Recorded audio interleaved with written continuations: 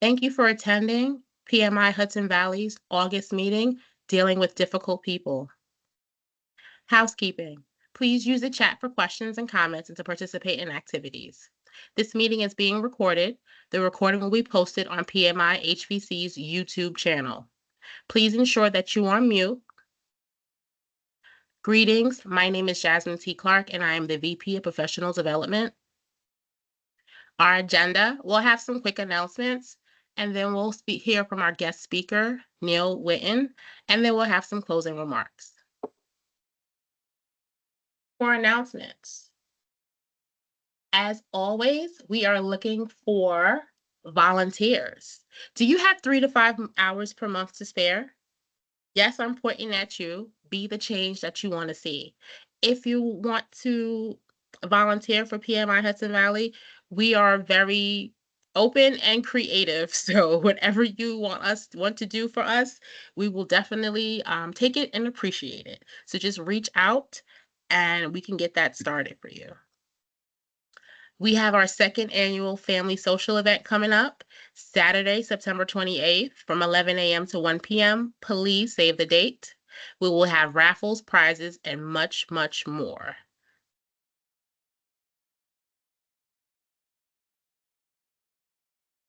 I don't think this was updated, so I apologize, and we're going to just move on.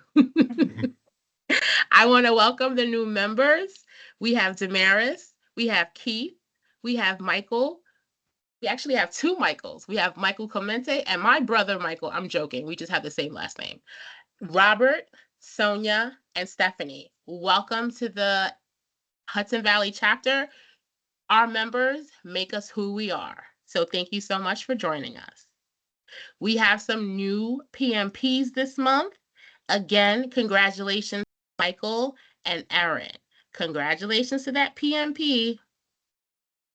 Next up, we have Neil Witten. Just give me 1 second.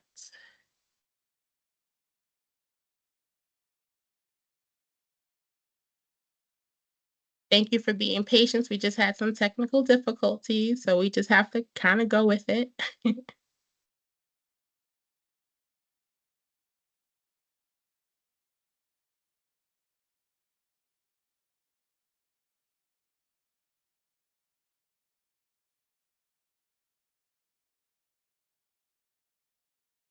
I'll turn it over now to Neil. Okay, Jasmine, thank you very much. And hi, everybody. Thanks for being here. Some of you would rather be eating dinner, or if you've already eaten, you'd probably rather be crashing right now. You had a hard day at work. I respect every single one of you a whole bunch, that you care about your future and improving your skills, and of course those PDUs. So I'm glad to be here. Let me just say that we got a little bit of a rough start, and it wasn't Jasmine's fault at all. It was all mine. I don't use Teams much, and when I have used it, it's worked fine for me, but I could not get my slides to work well. So Jasmine is going to be moving the slides for me. So Jasmine, I'll just say now, and you can do it. So now. So the next slide. There you go. What I want to lead off with, guys, it's actually a promotional kind of thing, but this is my newest book. I've written 8 books. This one's been out for not quite a year, doing very well. I'm very pleased with it, but I just wanted to share it with you because it's been helping an awful lot of project managers. Here's what I've done. If you came to me, and I have mentored literally hundreds of project managers and program managers and managers over the decades. And if you came to me and said, Neil, I know you've got a lot of successes. I know you're an old guy. What can you tell me that I can immediately go back and help my career with, and help my job, and help my projects and so forth? And this is the book that I would write. It's the best compilation of all the ideas that I know that I could fit in less than 250 pages. And it's called Power Skills That Lead to Exceptional Performance. There are 56 power skills. I divide it into 3 sections. One is what I call foundational. These are the power skills you use every day. One is power skills for collaborating within a team. And the third section is power skills interacting with your leaders. And what the book does, from my point of view, it teaches you how to think and how to act accountably for success. I have mentored so many over the years. I have learned that most of the people that I mentor, they're all very smart, no question about that. But many of them do not think for themselves well. Once you learn to do that, the next thing you have to do is then put it into action. And the book tells you and shows you how to do that. Some of the power skills of the 56 are things that, like dealing with conflict, if you apply my lessons, your palms may sweat, your heart may race until you really get it down and you feel comfortable with it. So this is not a book to read lightly. It's a book, if you really want to be the best that you can be, this is the book that'll do that. And it also serves as a personal mentor for you day in and day out. One last thing before I move on is there are 2 PDF slides that are going to be made available to you by Jasmine. One are the slides, and the other is a one sheet that talks about a workshop that I have based on the book, if any of you might be interested. Now, next slide. Okay, so let's talk about this webinar. What you will take away from this session. I'm going to identify actions to take in dealing with difficult people. You'll receive a handy one-sheet takeaway that lists these actions. They'll summarize on one sheet of paper. And I also have an exercise template to help you learn from your past issues dealing with difficult people. Next slide. So I want to lead off by giving you 7 important points related to dealing with difficult people. The first one is they're everywhere. You can't escape them. They're going to be throughout your life. And the more you're around people, the more you're going to be around difficult people. Some of you, if you work from home, I don't know how many people on average you might interface with from home, or if you work in the office, either way, some of you may run into 2 or 3 difficult people a day, maybe 2 or 3 difficult people a week, maybe 2 or 3 difficult people a month, but you do run into difficult people. The second item here is you want to develop the skills of dealing with difficult people as soon as possible in your career, because it's going to help you throughout your career. The third point is the impact it'll have on your success. If you can deal with difficult people and do it well, with composure and with calm, etc., then it's going to give you a leg up, a significant leg up with your career. Now, item 4, everyone slips up in terms of being difficult. All of us on this call have been difficult before. Hopefully, the older we get, more experience we have, the less we're difficult with other people. But just understand that we're sometimes to blame ourselves. However, there seems to be a hardcore minority of people who are just difficult to work with, and they are they may find very simple reasons to be difficult. Maybe they just come to work with negative attitudes in general. Maybe they don't like your behavior at some point. Maybe they don't like you at some point. There's just a lot of reasons. And whatever the reasons are, we're going to talk about what you can do when you confront those people. The next item is you do want to confront difficult behavior. You don't want to let it hang around, because if you do, what's going to happen is the people who are demonstrating difficult behavior are going to likely get worse at it. And you're going to lose control working with those people. And you're going to want to do something about that. And I'll show you what you can do. Oh, would you go back one, please? And the last one is self-control. And that is controlling your emotions, really important. And you'll see that in a moment. Next slide. Thank you. So since I'm talking about difficult people, I need to start out with a definition of what a difficult person is. I have a very simple high level definition. I know you all know what I mean by a difficult person, but I'm calling it a person who routinely exhibits one or more of the following behaviors. They're hard to work with or manage for whatever reason. They don't play by conventional social or organizational rules, and they're disruptive or disturbing element to others. I know that's pretty broad.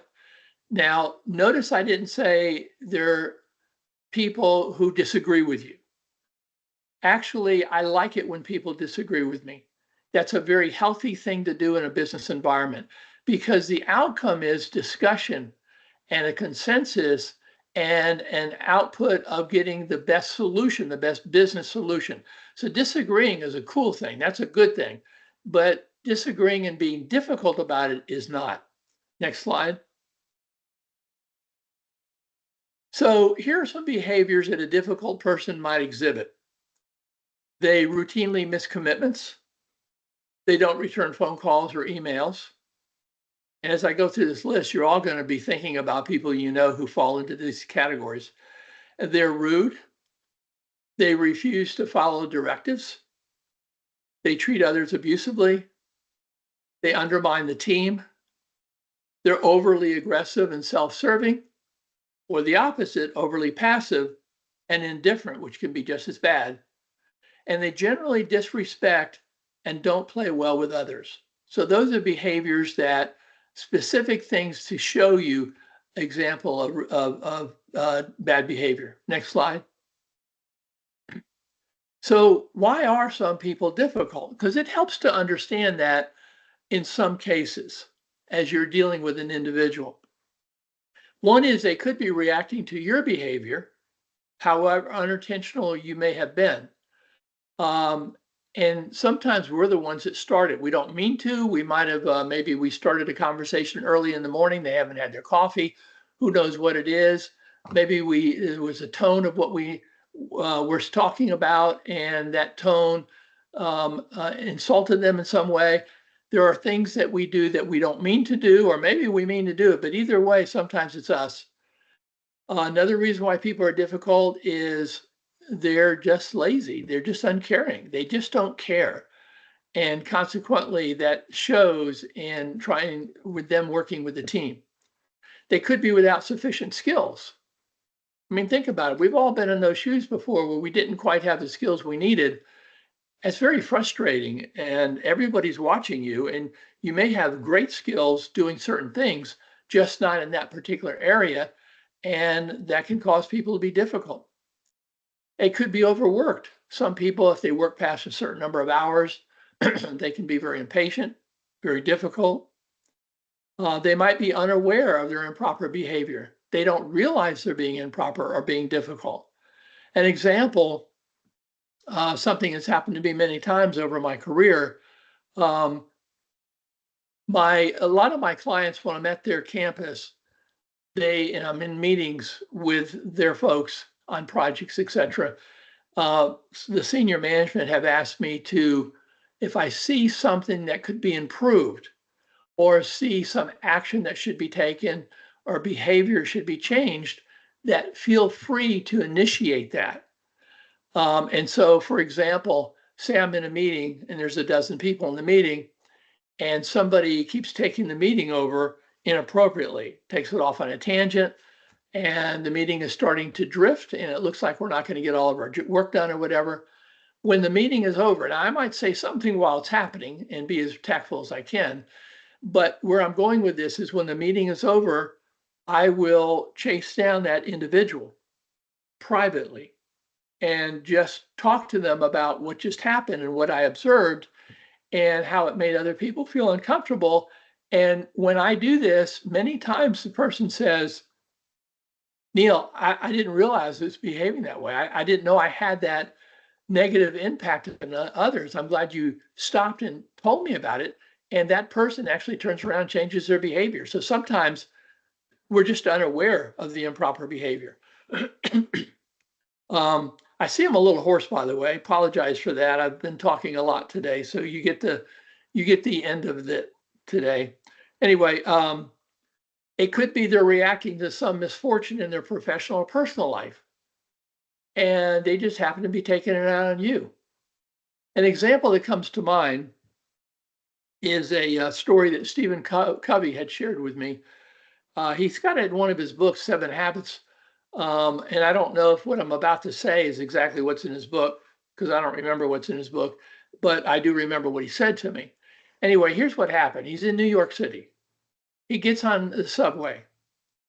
He's got a newspaper. He opens it up. He's sitting there minding his own business, trying to read the newspaper.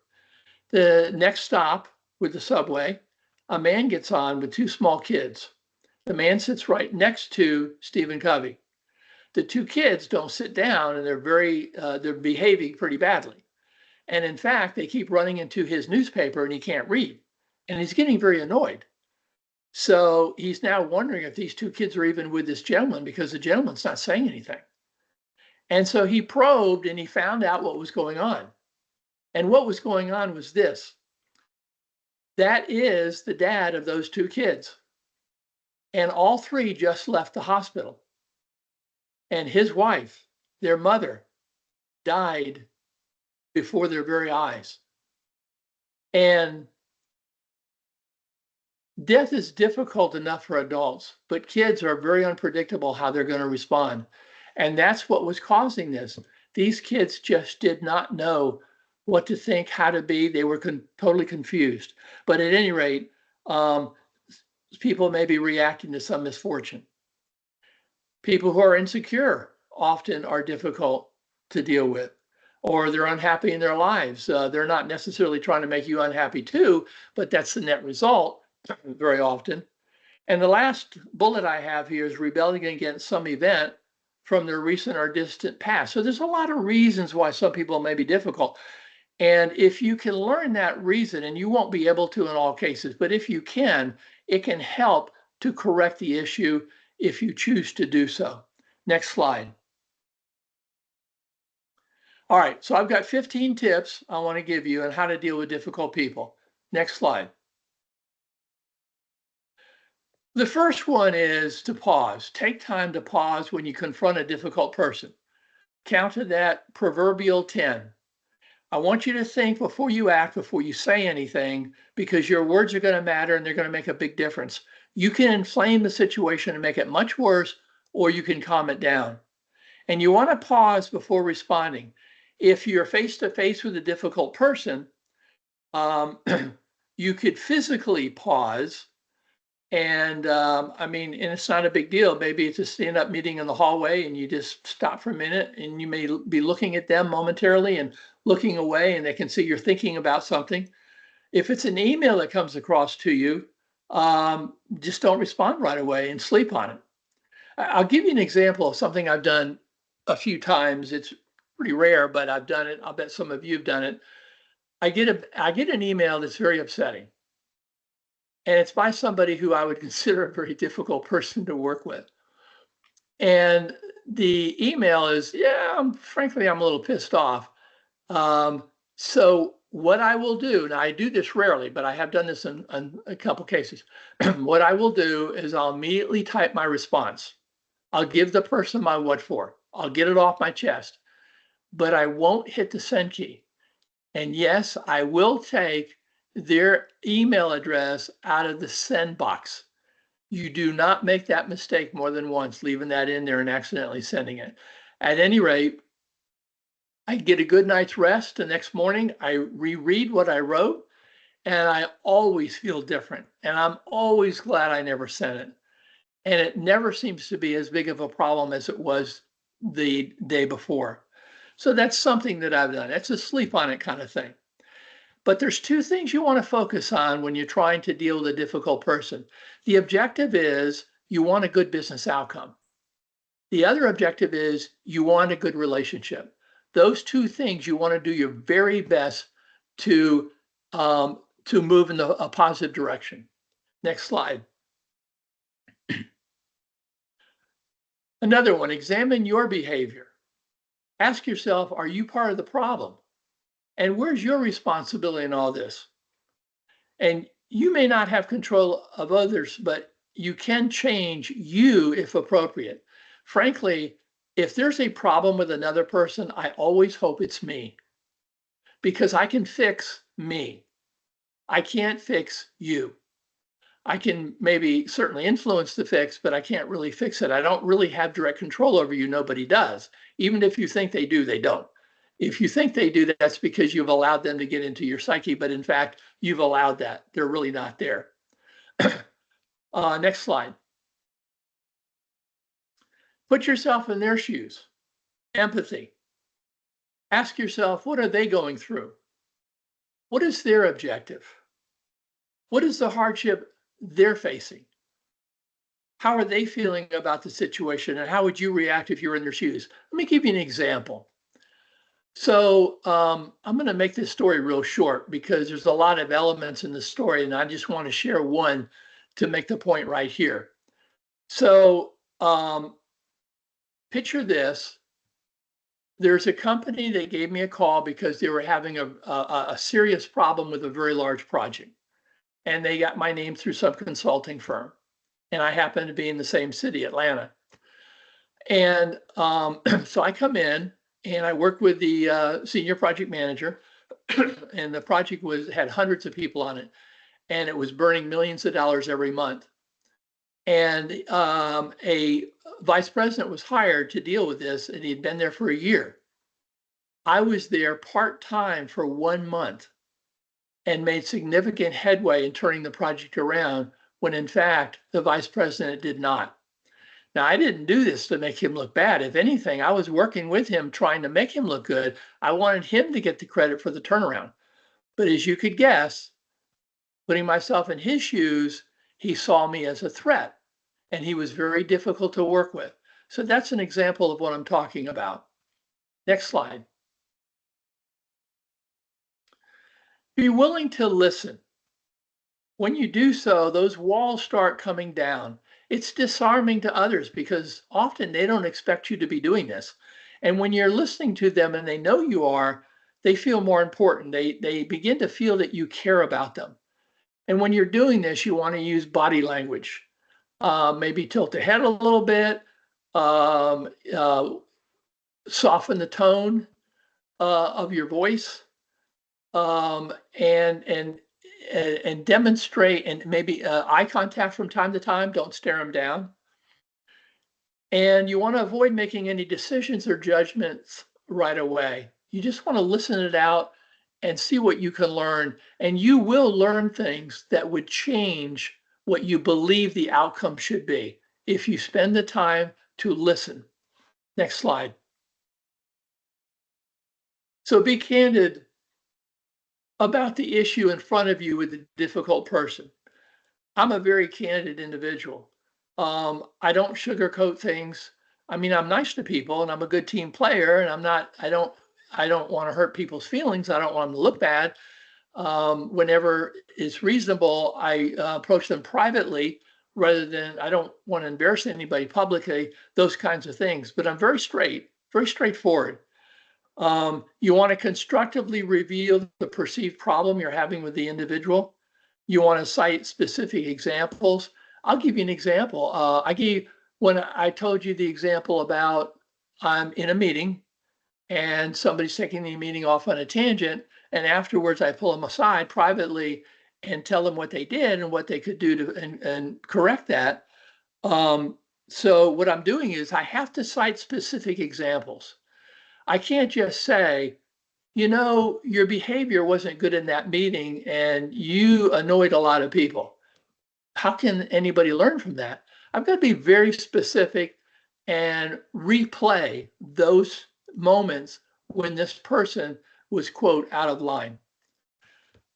Of course, you want to take the conversation private whenever it's appropriate. By the way, occasionally it is appropriate to address something in public when you're right still in the middle of a meeting. Otherwise, you're going to lose the whole meeting.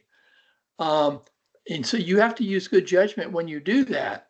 And the objective is, for the most part, I think you can do it and do it in a way to minimize a negative impact on somebody. But sometimes it's hard to not have a person look bad while you're doing that. And by the way, it could be a jerk to begin with, a butthead that doesn't have any respect for other people. And maybe the what for that person feels occasionally in the public is probably due to that individual. But in general, that is not a good thing to do, is to have somebody look bad in front of the public. Set expectations when you're being candid about an issue of what you can do and what you can't do and what the limits are. And again, careful with the tone of voice, your expression, and your body language. Next slide. Project calm. Your behavior is going to affect the situation. If you project calm, I guarantee you things will start to calm down. If you get agitated and angry and stressful, I guarantee you the situation is going to get worse. You want to manage your emotions. That's one of the most important lessons you can learn in life, particularly as an adult and in a work environment. You want to manage your emotions. Don't become defensive. Don't get angry. Don't get desperate. Maintain your cool. Remember that body language again. You want to relax your body language. Slow down the cadence of your conversation and keep your voice low. I can recall right now as I'm talking with you of times when I'm in a meeting, I'm dealing with a difficult person, and I realize I can't just deal with this person like I deal with everybody else. I have to change things. And I feel my tone changing. I feel my voice getting lower.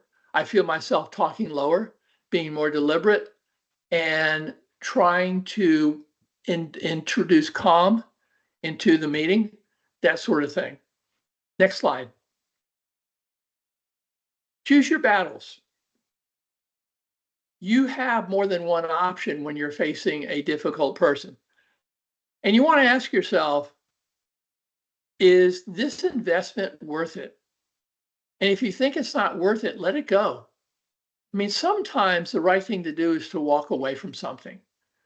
Sometimes the right thing to do is to just, let it go, take the high road. It's not a big deal. It's not the hill you want to die on. And just go back and being a productive work person. But there are times when it needs to be dealt with. I just want you to know you have those options. So you want to choose your battles. Next slide. Don't let others control you. Do not have the primary objective of being liked. I want to talk about this for a minute because this is something that I find most people have difficulty with. My experience, I don't know how many are on the call right now, but I'm assuming it's at least a dozen. My experience is this. If the audience that I'm addressing right now was a valid statistical sample size, which it's not, it's too small of a group. But if it was, what I would say to you is this: most of you have the primary objective of being liked every day when you go to work. I know that for a fact. Most people have that as an objective. They want to be liked. I don't. Oh, I did when I was much younger, but I don't. And I don't care if you like me or not. Now be careful what you think you hear me saying. I care about you. I care about you walking away, getting some value, some inspiration, I hope, from this presentation. And it can help you going forward. So I do care about our relationship. But here's the deal.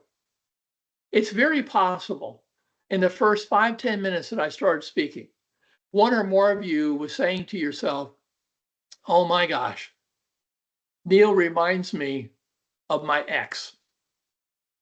And it's not intended to be a compliment. Now, I can't do anything about that. I don't even know your ex. I don't even know what it is that your ex did annoying that I must do as well. So my point is, if you have a primary objective of being liked every day when you go to work, there are going to be days when there are people who will not like your behavior, or worse, they do not like you. whether you caused it or not. And that will affect your attitude at work. And I don't want it to. That will affect your evening, perhaps, when you go home at night. That doesn't happen to me because I am not hinging myself on you approving me. Now, you may say, Neil, you really don't care if we like you or not? Look, I would like all of you to love me, but I know it's just not going to happen. The people that you love and who love you, they don't even like you sometimes. That just happens. Now, let's go back to being liked. I get it. I would love to be liked. I would love to be loved. If you care so much about being liked, the best thing that I have found is to demonstrate integrity. Integrity is knowing the difference between right and wrong and doing the right thing. If you practice integrity on an ongoing basis, your reputation will build. People will respect you. The vast majority of people will respect you. If they respect you, they will likely like you. There's still no guarantees, but that's the best thing you can do is demonstrate integrity. Next slide. Seek alternative actions only if necessary. Because when you are confronting a difficult person, I want you to first do your very best to try to work things out. That's the path I want you to get used to taking. In the vast majority of cases, you will prevail. Both of you will prevail, and that's the outcome you want. But if for whatever reason you can't work things out, there are other options, and I have some listed here. You can do nothing, which I mentioned earlier in a different slide. You could forge some allies. Go talk with some folks who might think like you and who have worked with this person, and they might have a similar opinion. And so, misery loves company. You can also avoid the difficult person if that's possible, but many times we can't avoid the difficult people that we work around. You want to cover your back with somebody who's difficult because they may be attacking you behind your back. Let me give you an example. I'm retired from IBM and started my own business, the Neil Witten Group. But when I was at IBM, I had a situation where I developed a software development process, state of the art, and a hardware development process that was eventually adopted across 28,000 IBMers and 7 IBM divisions. And it took me about a year to do all this. I did it mostly on my own. I had a lot of people review it and gave them approval rights and all that other kind of stuff. And I certainly learned from other people too, but I drove it. Here's the point I want to share with you. It came down with these 7 IBM divisions. It came down to one individual who worked at headquarters. He was not a manager, but he was staffed to a senior manager in IBM. I was a senior level person, a senior systems engineer at the time. Anyway, he had a software development process that he'd been using for a few years, and he didn't want mine to overtake his and for all these divisions to accept mine. Now, mine was state of the art, his was not. I could rattle off, and I'm not going to bore you with it, a whole bunch of things that mine could do that his couldn't. Plus, mine also dealt with hardware development, and his didn't touch that. So I told him, we had a chat right before a meeting with a whole bunch of senior executives from IBM headquarters, him and I. Him and I had a meeting first. And I asked him, I said, what are you going to say? Because they're asking him to recommend which process is going to get adopted across these 7 divisions. Is it going to be his or mine? And he told me he's going to choose his. And I said to him, why would you do that when yours is inferior and you know that? And I rattled off a whole bunch of reasons. Here's what he said. He said, because I can. That's what he said. He was a true butthead, very difficult individual. Now, My ego is not as high as most people's. You might think it is because I'm an instructor and I give a lot of stories and all that kind of stuff, but it really isn't. His ego was through the moon. And so I said to him, I'm having a hard time not saying his name as I'm speaking to you, but I said to him, look, if you vote for yours and you say that to those executives, and by the way, there's going to be 80 people in the room while we're talking about this. I said, I'm going to stand up and confront you and say that I believe my process should be the best because it's so far superior and it's state of the art. I put him on notice. The next day, I'm in that meeting. There's a dozen senior executives, and then there's 70 support people, and I was one of them in the room. I'm sitting next to my boss. He knows the conversation I had with this individual the day before. And he looked over to me and said, Neil, be careful.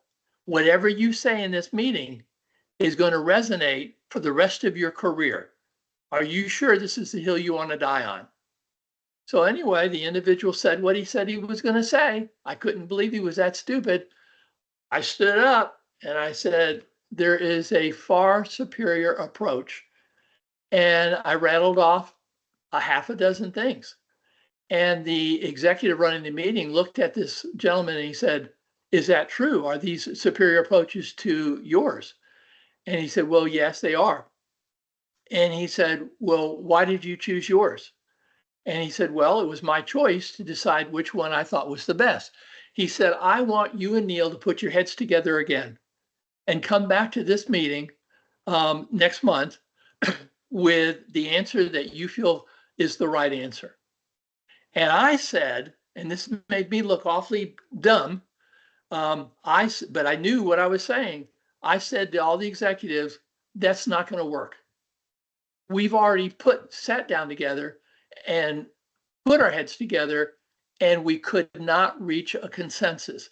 I need a third party to join our conversation, and the third party make the choice. And that's what happened. So why am I bringing this up? Because cover your back. Now you got to decide how much you want to cover your back. A lot of times I just let things go. I just don't care. Every once in a while, there's something hinging that's important to my career, important to the company, important to the client, important to the business, and I'm not going to quote roll over on it. Raise a formal complaint. You can do that. Once you do that, you can't undo it. Just so you know that. Seek a person with influence over the difficult person, like maybe their boss, and have a sit down with that person. And you can involve your own boss or other management. So those are some ideas that you can take. Next slide, please. Deal with aggression firmly. Shut down the interaction until calmer minds prevail. Don't tolerate verbal or physical abuse. Be assertive in insisting the abusive behavior stops. Now, stay with me on this. Some of you listening to me, statistically, some of you don't take crap from other people. That's how I am. Some of you do take crap from other people because you're just a real nice person and you always turn the other cheek. And I respect you for doing that, but it also harms your career and it harms your reputation and what you can make happen.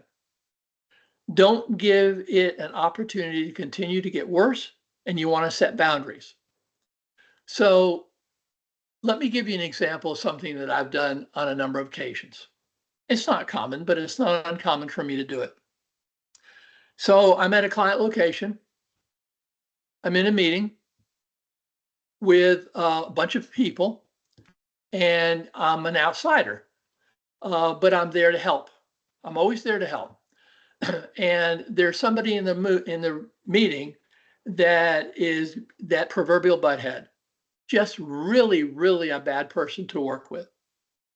And the person is shouting, is maybe even saying 4-letter words, is being certainly aggressive, trying to demean people in the room, perhaps demeaning me. So when that happens, when it's that serious, what I have been known to do is to calmly say to that individual, I am going to leave this meeting. But before I do, I just want you to understand why.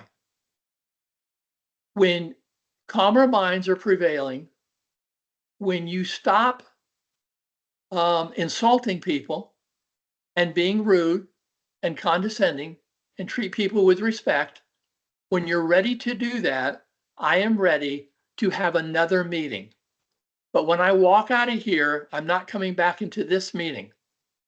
I will not tolerate this behavior for myself or for the other people in this room to have to sit through this. And then I always follow up on what I say. Once in a while, by the way, I should say this. A person will say, Neil, I'm sorry, you're right. I apologize. I had a bad night last night or whatever it was.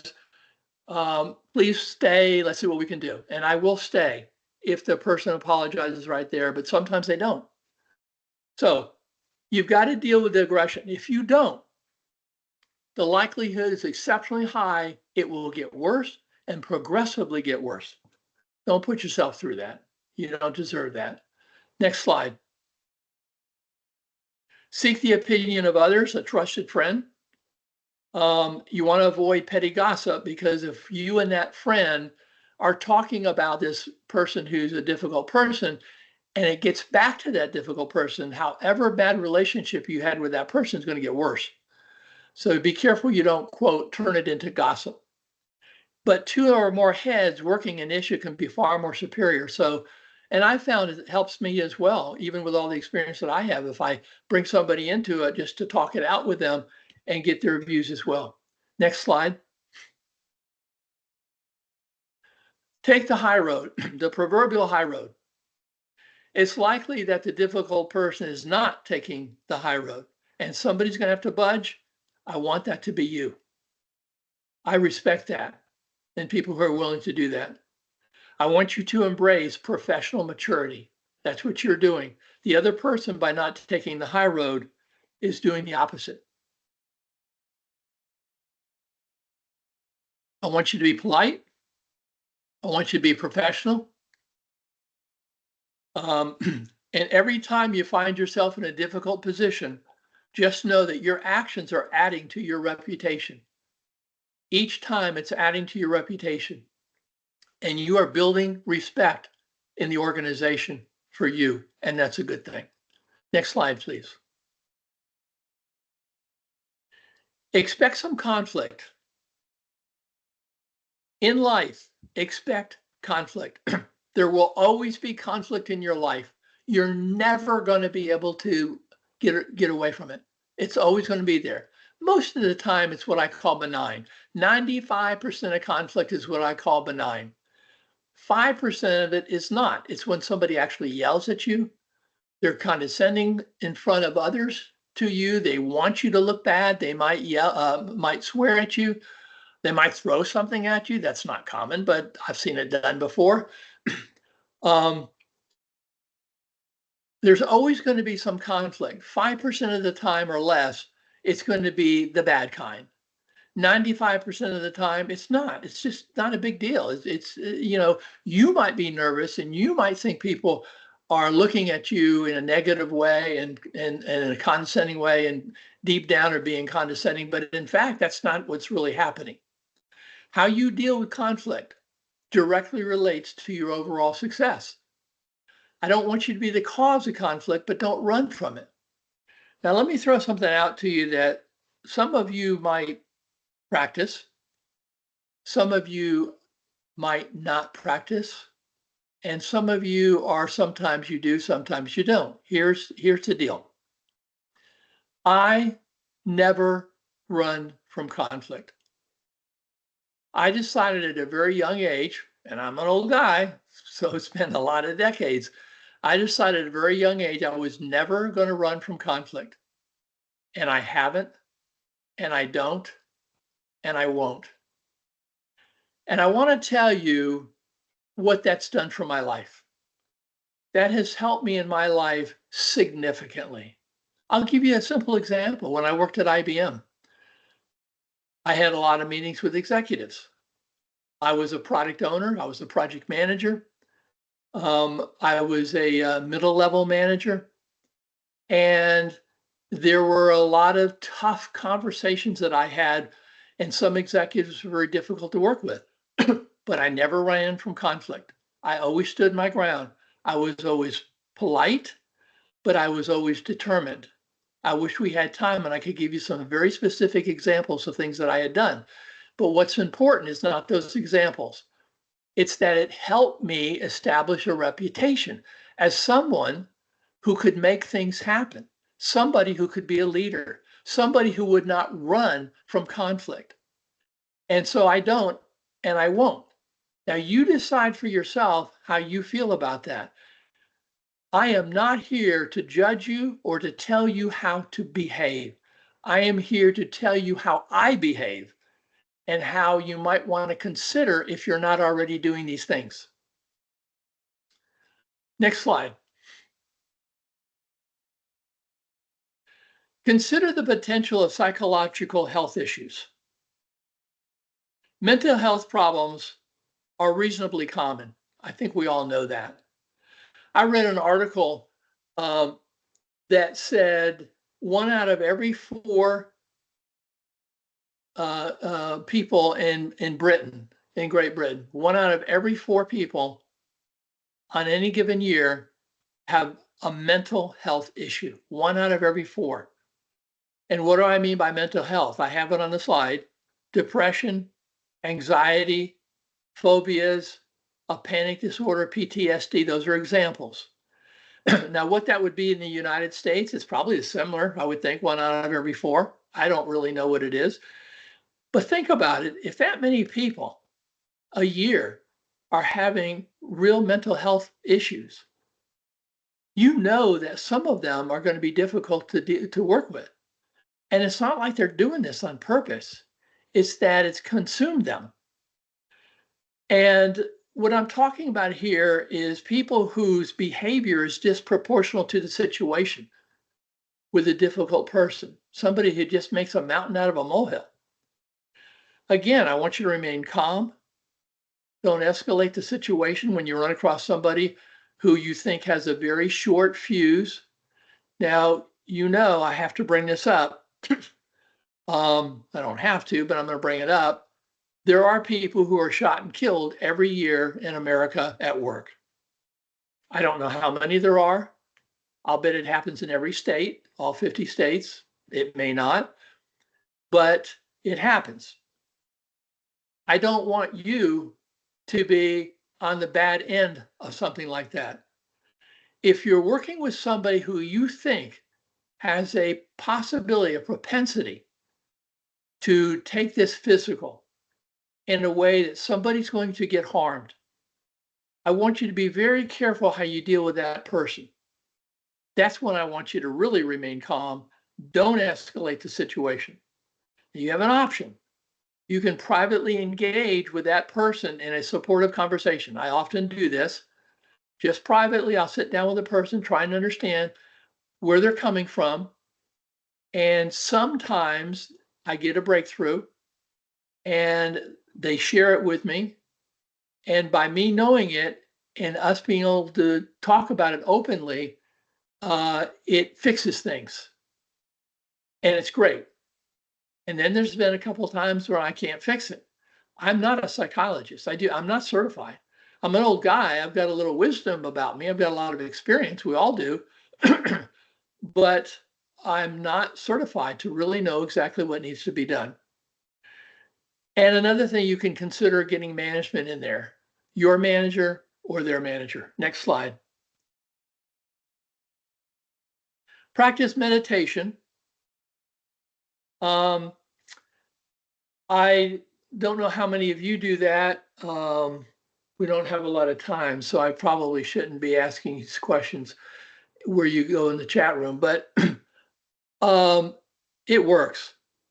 And you all know about meditation. I don't have to tell you about it. It lowers your heart pressure, reduces heart rate, relax your muscles. If I'm giving a keynote, say at a conference, I typically will meditate for around 5 minutes beforehand just to get into the right mode. And immediately those things all work.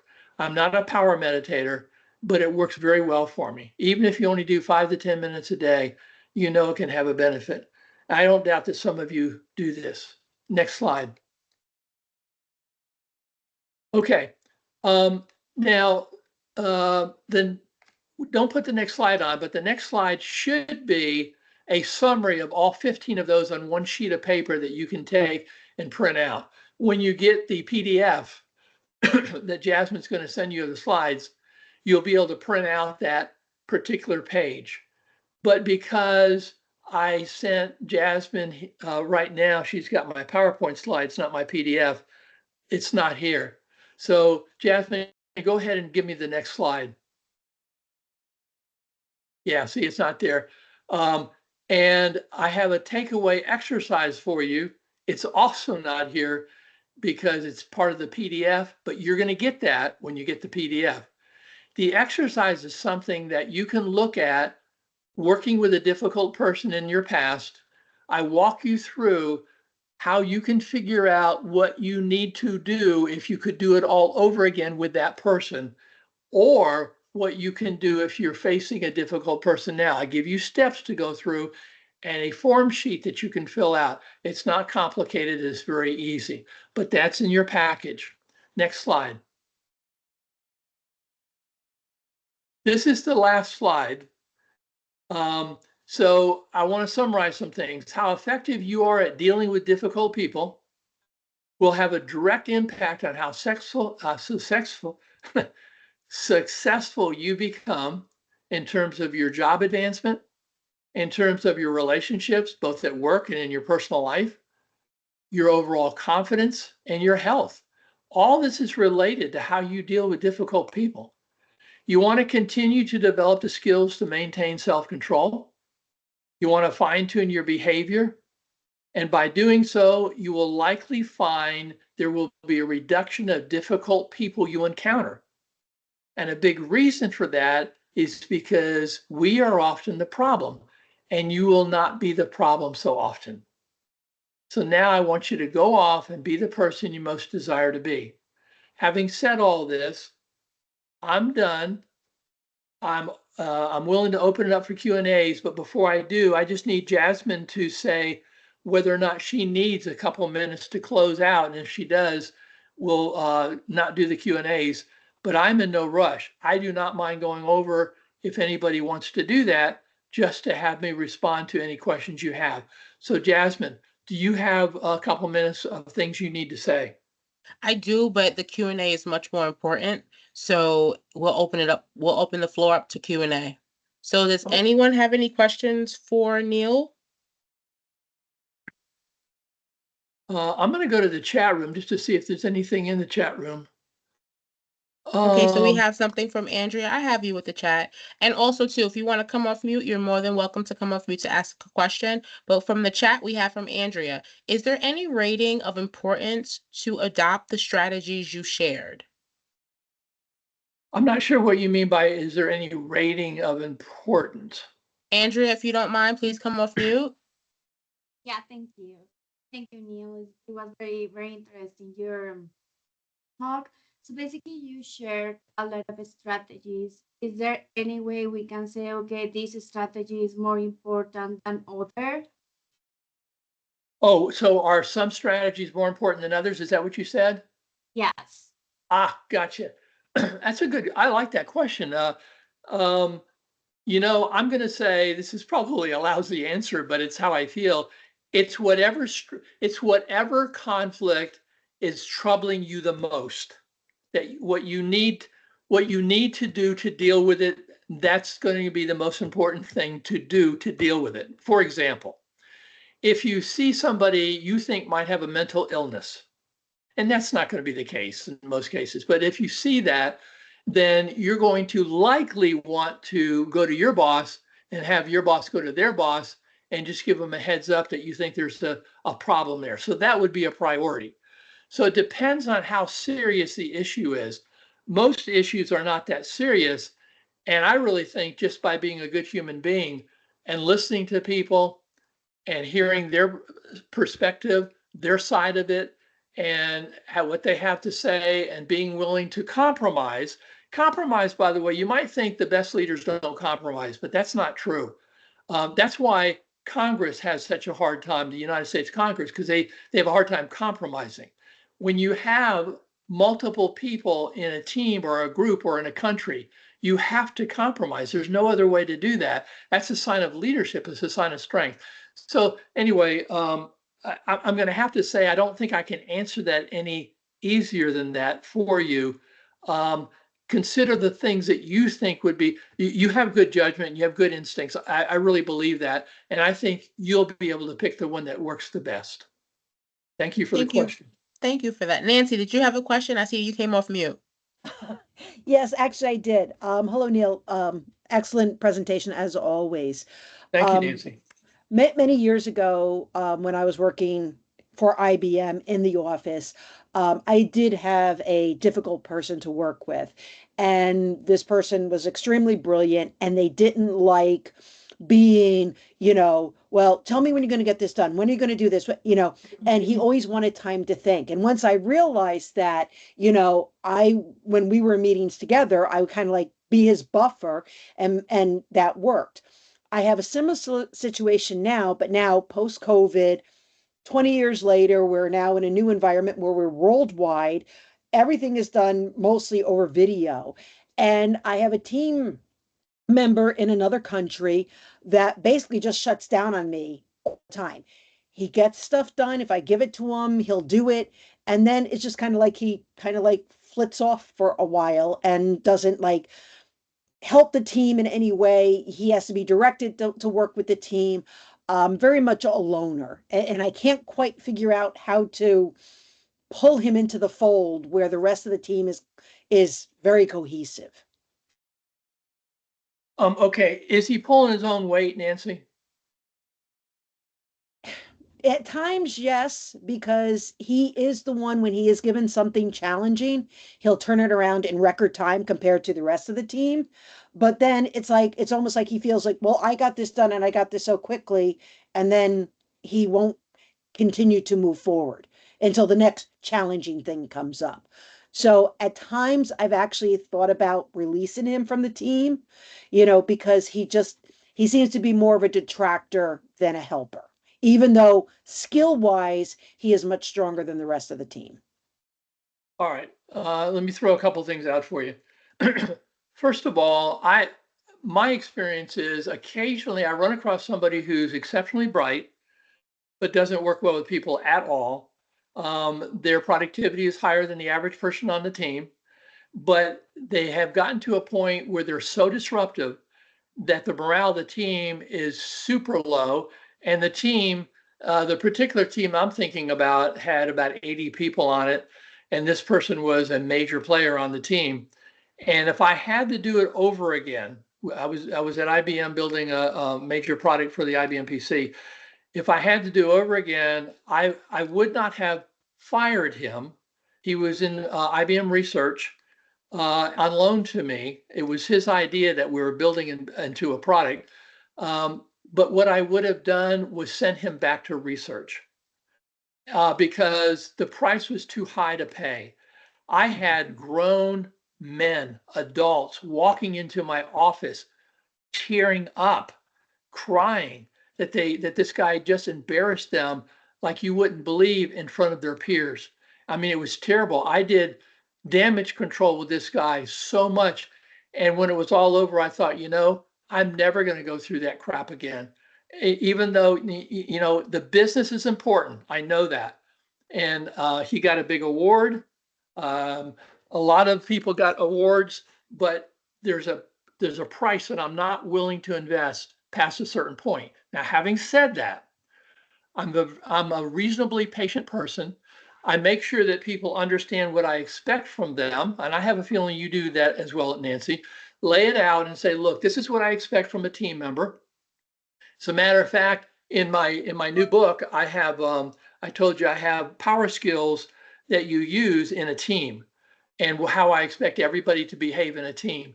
And I would sit down with that guy. Frankly, I would sit down with that guy with the whole team. But at a minimum, I would sit down with him one-on-one and talk these things through.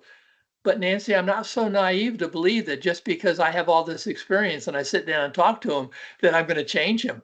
I get it. I really do get it. Just because I'm Neil Whitten and I've written books and all that crap, it doesn't mean that I have that magic that's going to always work. So I would say that you have to decide what your limit is. And are you his manager or his project manager? I'm his project manager. Okay. And have you already had conversations with his manager? Yes. Yeah, I figured as much. Okay. Well, so you're on your own. What you're doing is you're trying to look out for your company, and the client and the team and all that kind of stuff, despite having this person on the team. And so you just have to decide, you're taking the high road. You've been doing that for a long time now. You just have to decide, where's that limit? Right. And don't give up on the guy unless it's time to give up on the guy. But Right. but I respect what you're doing, Nancy, and you're the kind of person I'd love to have working for me, because you obviously you have a lot of experience and you know the right things to do and say and whatever. And these are the kind of problems that every project manager is going to have at one time or another. Right. You okay? You okay with that? Yes, I'm okay. Thank you, Neil. You're Thank welcome. you so much, Neil. So the next question we have is from the chat. We have from Jennifer. While I have only done it twice, I have limited success going to an individual's manager. Any tips? Yeah. Again, all I can do is tell you what I would do. When I'm having difficulty with a person on the team, of course, I always sit down with that person privately and try and work it out first. But occasionally, it's not working. And by the way, I'm not somebody who, other than the example that I just shared with Nancy, I'm not someone who keeps going back and back and back. I don't want to waste my life. I don't want to waste my time. I want to work with adults. But at any rate, so what I will do with that individual is I will say to that person, let's say the person's name's John. I'll say, John, look, I have been trying to work with you on this, and we've talked about it, but you still are doing the same thing over and over again. It's now at a point where it's going to harm our ability to reach the next major milestone. So we need to do something different. I'm on my way to talk to your boss. How about you join me where we can have a threesome and we can work this out? And when I do that, more than 50% of the time, the individual will say, no, let me work this, Neil. Let me work this one more time. I appreciate it. And I will let them work it one more time. And sometimes it works. And if that doesn't happen, and once or twice, that person would not go with me to the boss. And I could give a rat's butt. But usually they will. We do have a very professional conversation, the boss, me, and that person. But I don't typically do things behind closed doors without that person. My style is to include that person in whatever I'm going to talk about, because I want to treat that person as an adult. I want an adult to adult relationship, not an adult to child relationship. Now, by doing that, that person may not like me at that moment because I'm going to their person's boss. But that person also is going to respect the fact that I'm not going to take crap anymore. Anyway, Jennifer, are you okay with that?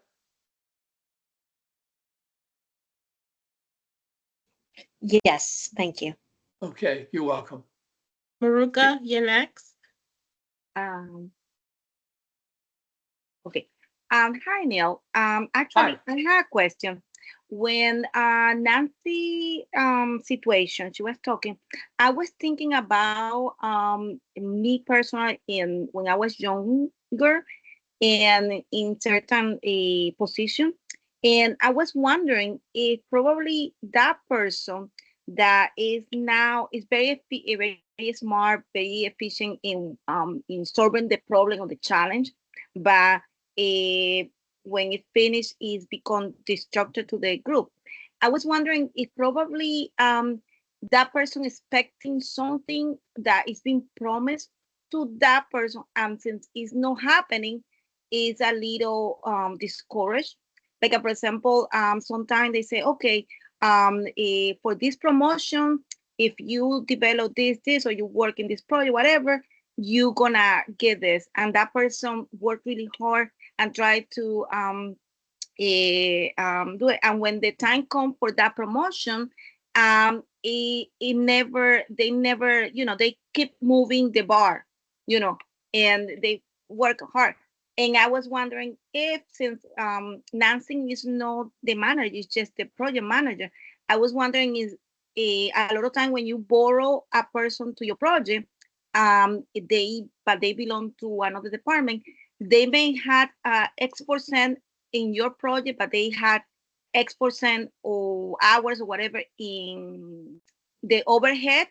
And maybe that's the thing, maybe because is that person, when every time that she give it a challenge, that person is able to do it and do it well, whatever. That means they have the knowledge. It probably is a matter of understand what's going on, that person change his attitude. I don't know if that will be a point. Okay, I think I understood all that. So you're the project manager. That person's on your team. That person has a manager that has basically committed to them. They can get promoted if they do a certain good job with something. But when the person has completed the job, the manager doesn't follow through, either because the person didn't complete it well, or not well enough for the manager. The manager may not communicate well with that individual. And the individual thinks they're doing a good job, but in fact, the manager doesn't think they are. In other words, you've got a mess on your hands. So here's the deal. Here again, all I can tell you is what I would do. So if I'm the project manager, and let's say that person's Tammy, because I see Tammy's a name here. Say the person's Tammy, I'm the project manager, and let's say that Samantha is the manager. Now, if I know that this has been committed to Tammy, Tammy's the team member, a promotion's been committed to Tammy. If I know that, because I might not know that, but if I know that, and that's motivating and giving Tammy a good attitude for now, that's great. Everything's going to work in my favor and Tammy's favor. However, once it gets done, whatever job that is, and Tammy doesn't get promoted, now Tammy has an attitude, but Tammy's still on my project. My style is to go sit down with Tammy privately. And Tammy, look, I understand you're annoyed with your boss. You need to work that out with your boss. Your boss has the power to promote you or not, with approval from their boss. And that is not something I have any say. Your boss has not asked me what I think about your work, or if they has, I'd be honest and say, well, Tammy does a good job overall. Sometimes Tammy's late in delivering things, but she makes up for it. She'll work a weekend and get back on schedule. I'll say whatever is the truth. But here's the deal. I will say to Tammy, do not demonstrate that attitude on my project to where it's going to harm any commitments we have made. I cannot tolerate that. That is not fair to the team, and I will not put up with that. However, what I would do if I were in your shoes, I would go to my boss, Samantha, and I would say to my boss, look, boss, I am frustrated as hell. I thought we had a deal, and we don't. What can I do to change this? And be very specific, and make your boss be specific with you. Categorize precisely what you have to do. And if your boss can't do that or won't do that, my style is I will take it to my boss's boss. It's called an escalation. You don't normally want to ever go over your boss's head. But in this case, it's personal. It's an exception. If it's a business related thing, you don't do it. Your boss has a right to be stupid. If they make the bad decision, it's their right to do that. They've earned that right. But if they're screwing with you personally, and not fulfilling the commitments they've made to you. That's a different story altogether. Anyway, I'd have that conversation. But the bottom line, I'm looking for your name again because I don't think I will. Oh, okay. Murka. Miurka. Okay. That's what I wanted to say.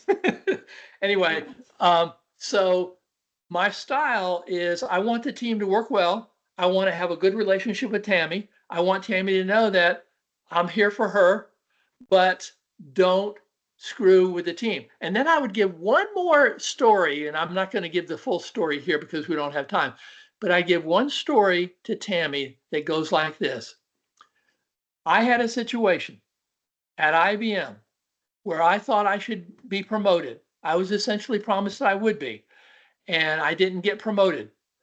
And so I went to my boss, and my boss said, you got to have faith, you got to trust me. And there was another promotion that was given. It didn't come to me as well. I was the first line manager, and I was supposed to be promoted to second line. Twice that happened. The third time, I went to my boss's boss, a director, and said, what's going on? You committed something to me and I'm not getting, and so the director said this is what I'd say to Tammy.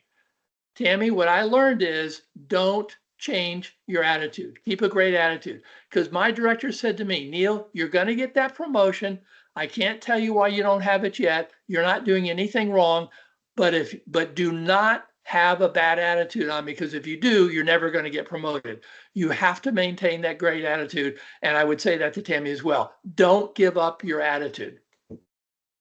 Okay. Next question. Thank you. You're welcome. Next question. Do we have any other questions? Because I don't see anything in the chat. And if we have no questions, well, give a few seconds for people to come off mute, ask any final questions. Well, I must say, Neil, I already knew it was going to be great, but this was a really good I love this presentation. Very useful, very relatable. I think this is an understatement, dealing with difficult people. This could be a college course. Andrea said you should be her mentor for life. I second that. Thank you. But this was really good, concrete, tangible action steps. I love it. Thank you, thank you, thank you. I'm going to throw something out to you guys. I put on LinkedIn a couple days ago that any PMI chapters in the world, if they want a free 4-hour webinar on my new book, I will do that. I know we just did a webinar and maybe you don't have time for me to do it until next year, but I'll do this anytime through next year as well.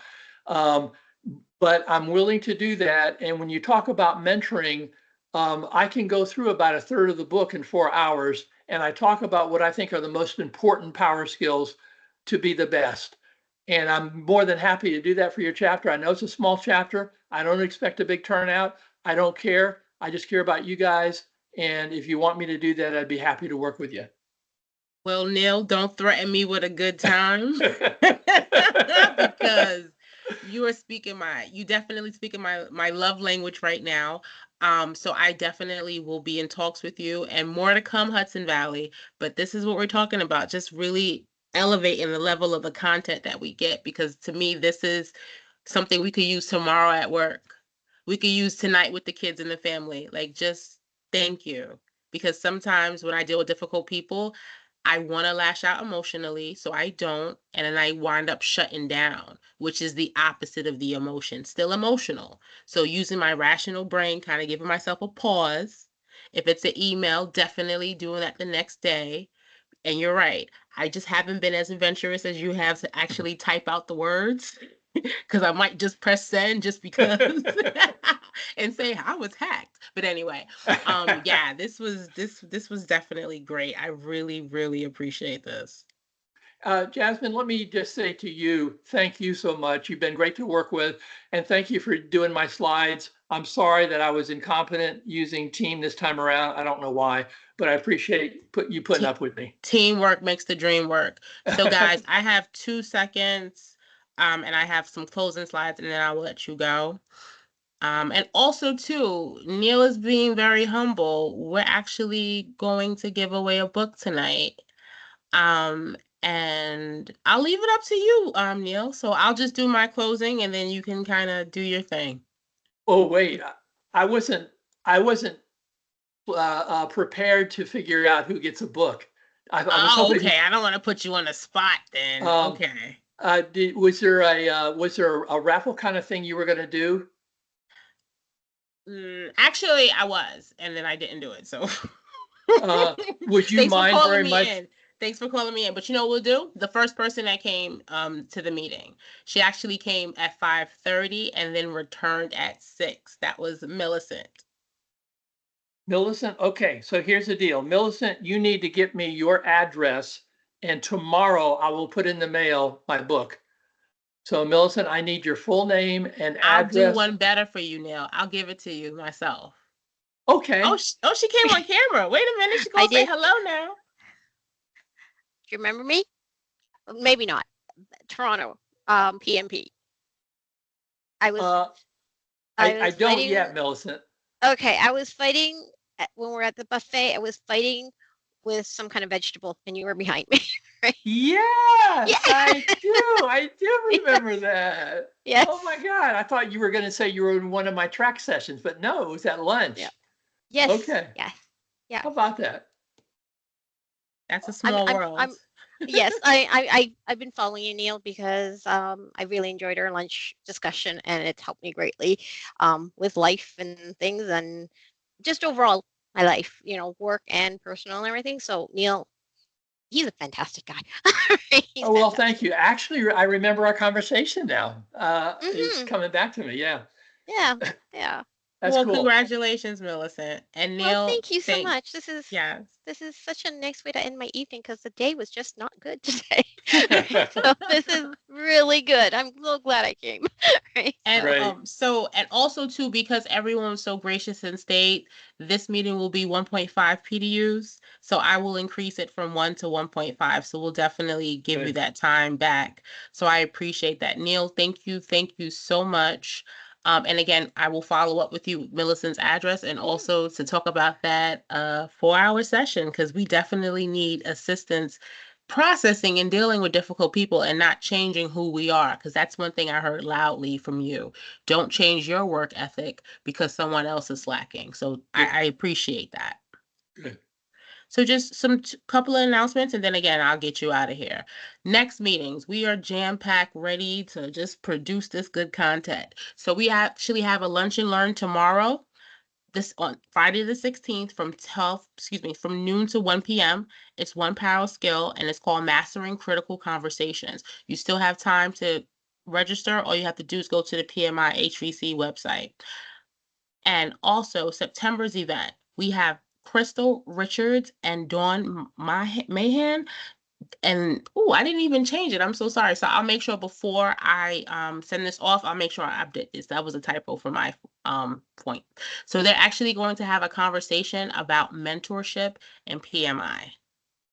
And also we have our October meeting, political elections for project managers, and that will be October 15th from 6:15 to 7:15. And that's one business acronym.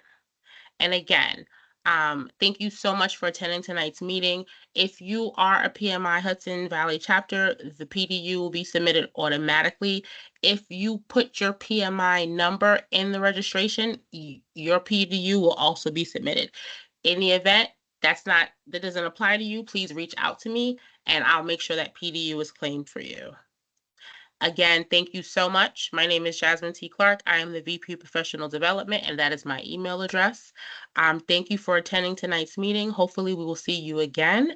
And thank you so much, and have a very good evening. Jasmine, are you going to send me Millicent's address or is she? I am, yes. Okay, good. Thank you very much. No problem. Thanks, guys. Thank you. Have a good night, all. Thank you. Thank you. Bye. Bye-bye. Bye. Thank you.